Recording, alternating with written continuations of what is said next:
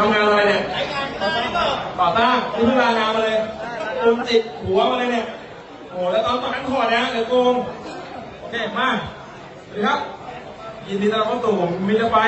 เอ็กกีฬามาร์เก็ตขอบคุณสถานที่ตลาดกีฬามาร์เก็ตสุขวัญยืมต่อครับผม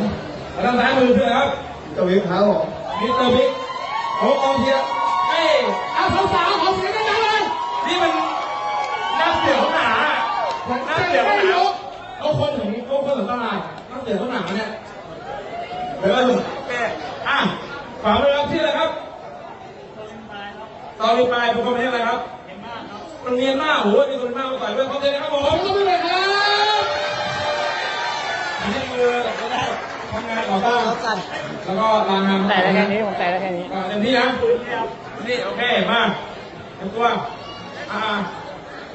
พี่ทานหน่อยดูพี่เลี้ยงเขาด้วยดูพี่เลี้ยงเขาด้วยนี่จัดเอานี่จัดเอา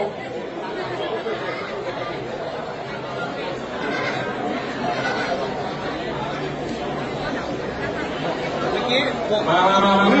ผมบอกเลยนะขอเสื้อมาไม่แพ้นะขอเสื้อมาไม่แพ้นะกล้าร้องเวลาพร้อมครับผมดอกเบี้ยไว้ไม่ก่อนหรอกนี่แหละเป็นรวมชมรมครับขอเสียงตบมือหน่อยครับชุบ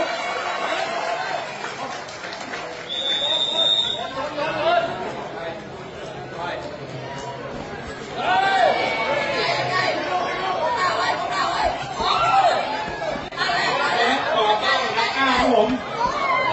เดี๋ยวกล้ามลูกเตะกับกล้ามแขนตูนแขนมันจะแข็งแกร่งกันเรามาดูกันครับผมตอนนี้โอ้ย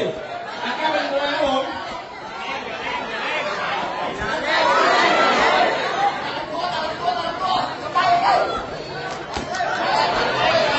โอ้ยต่อต้านเกี่ยวกับกล้ามครับผมตอนนี้บอกเลยเดือดนักกล้ามเป็นมวยด้วยครับผมต่อต้านไม่ธรรมดาครับต่อต้านไม่ธรรมดาครับมีของโอ้ย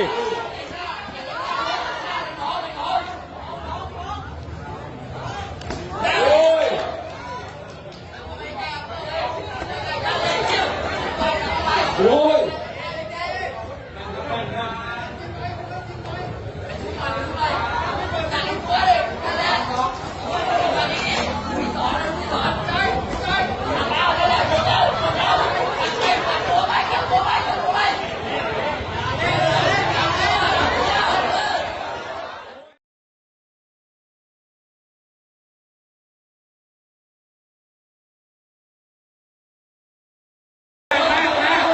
แม่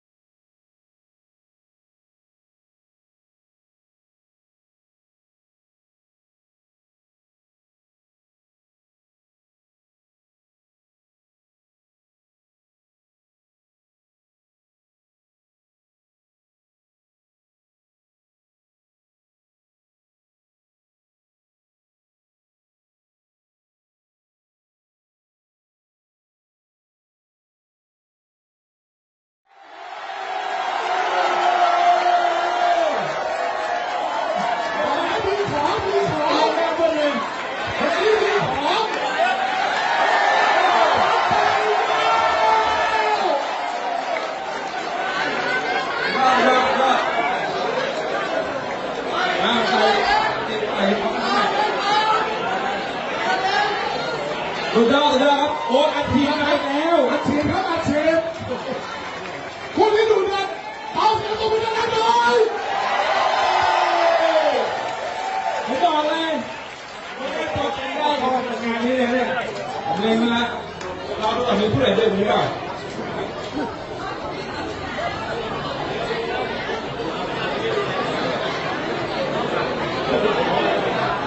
ปล่อยลงกันก็ได้นะพี่ปล่อยลงกัน นะครับเอาละครับหนึ่งสองสาม พี่เชียร์จะมันลงอ่ะ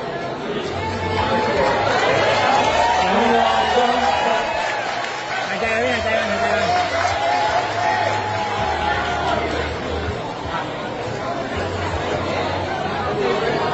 ดีครับไหนรู้ไหน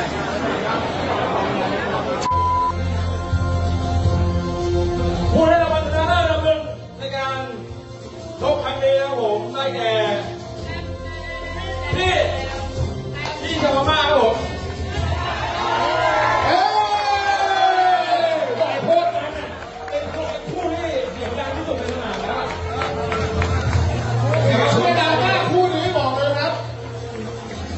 เชียร์ดังมากมาได้แชมป์ด้วยยอดเลยพี่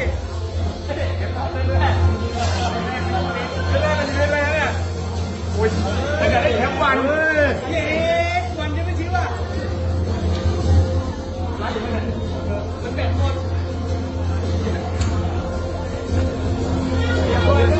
ขอเสียงปรบมือหน่อยครั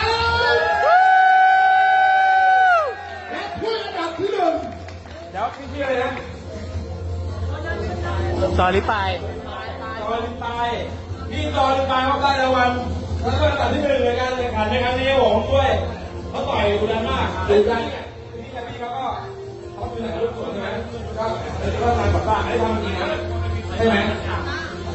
เขาทำงานก่อสร้างเขาก็มานอนค่ายมวยนะครับผมก็คือตอนนี้คือแบบว่าอยากทำมวยด้วยทำงานด้วยทำต่อยมวยด้วยอยากทำงานด้วยเลยนอนอยู่ค่ายมวยแล้วทำงานก่อสร้าง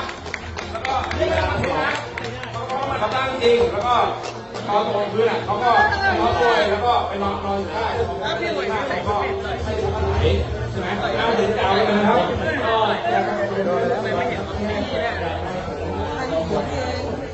ครับผมมาถ่ายรูป